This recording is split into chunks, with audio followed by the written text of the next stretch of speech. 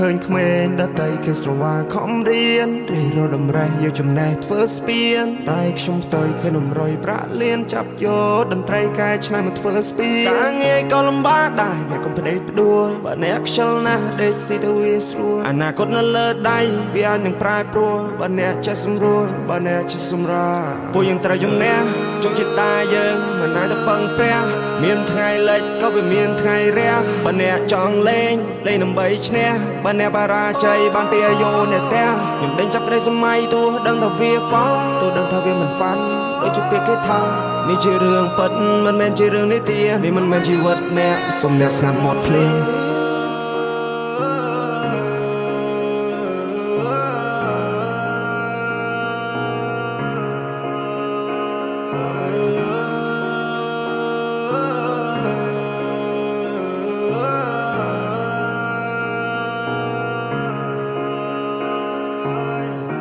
ទីកន្លែងដែលมันធ្លាប់មកត្រូវផ្ដើមសារថ្មីក៏មិនຕົកសោកអស់មហិច្ឆតាតាំងពីផ្ទះមកសច្ចាខ្លួនអញបានដួលក្រោកចិត្តធំចេញក្រៅតែនៅមេឃក្តៅចង់ដើរផ្សងព្រេងក៏មកជីវិតបោកបៀមទុកយ៉ាងណាក៏នៅតែទ្រាំព្រោះចិត្តចង់រកលុយតាំងពីក្មេងទឹកភ្នែកស្រកចោះអាណិតខ្លួនឯង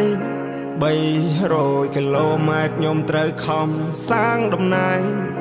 ដល់ដីថ្មីគ្មានអ្នកគេស្គាល់ត្រូវកសាងគេឈ្មោះចាំងចែងលើលោកនេះមិនមែនលំបាកតែឯងលទ្ធផលនឹងតបស្នងស្ដាយស្ដាយបើសិនជាអ្នកខំប្រឹងឈរជើងឲ្យមាននំណឹងមួយច្បាស់ដូចក្តឹងភាពក្រលំបាកខ្ញុំហឹងជីវិតគ្មាន control អាល់យើងជាម្ចាស់កប៉ាល់ខ្ញុំប្រាសំលេងវាយភ្លេងដូចជាអ្នកបដាល់គ្មានឧបសគ្គណាអាចធ្វើឲ្យខ្ញុំចាល់ជីវិតនេះខ្ញុំរលេងបលលេងដូចជាបាល់ខ្ញុំជាក្មេងម្នាក់ដែលខុសពីគេចូលចិត្តយកឧបករណ៍ភ្លេងយកមកលេងទោះអ្នកដទៃគេមើលមកខ្ញុំឃើញផ្សេងតែនេះគឺជាខ្ញុំមិនចូលចិត្តសំដែងមិនចូលចិត្តខ្លាញ់ខ្លាយចូលចិត្តសាសនាបាយឲ្យគ្រួសារ surprise នេះជាការពិតខ្ញុំមិនដោះស្លាប់តែខ្ញុំនឹងហោះឲ្យបានឆ្ងាយមានគេសើចមានគេយំព្រោះជីវិតខ្ញុំទុកនៅលើដៃរបស់ខ្ញុំជាអ្នកអ៊ំជើងរបស់ខ្ញុំចង់ដើរស្រេចតែខ្ញុំគ្រួសារគ្មានលុយដុំតែខ្ញុំអ្នកបង្កើតលុយដោយខ្លួនឯងម៉ាក់ប៉ាខ្ញុំបង្រៀនកូនហើយឲ្យប្រឹងប្រែងជីវិតខ្លួនឯងកុំពឹងលើអ្នកដទៃប្រយ័ត្នណាពាក្យសម្ដីនិយាយច្រើនវាគ្មានន័យ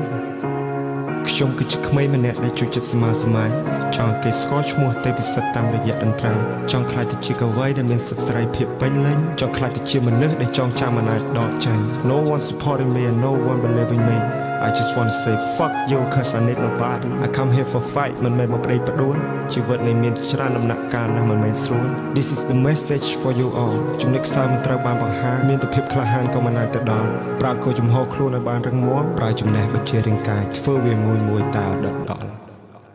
ឬអ្នកគិតថាខ្ញុំមិនអនាគតខ្ញុំជាអ្នកសម្រាប់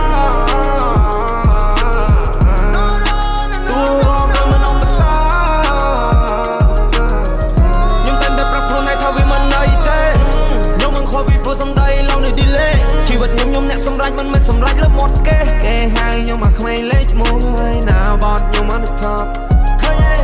ពេលនេះខ្ញុំស៊ីដេកលេងព្រួយខ្ញុំចាប់បិទមាត់ពន្ធសណាធុញទ្រាន់នឹងជីវិតខ្ញុំធ្វើໄວមិនទាន់ស្គាល់ខ្ញុំពុកកមុន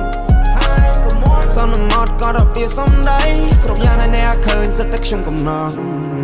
គេហៅខ្ញុំមកក្មេងលេខ1ណាបត់ខ្ញុំអត់ topពេលនេះខ្ញុំស៊ីដេកលេងព្រួយខ្ញុំចាប់បិទមាត់ពន្ធសធុញទ្រាន់នឹងជីវិតខ្ញុំធ្វើໄວមិនទាន់ស្គាល់ខ្ញុំពុកកមុនសន្មត់ក៏របៀបសំដីគ្រប់យ៉ាងដែលអ្នកឃើញសិតតែខ្ញុំកំណត់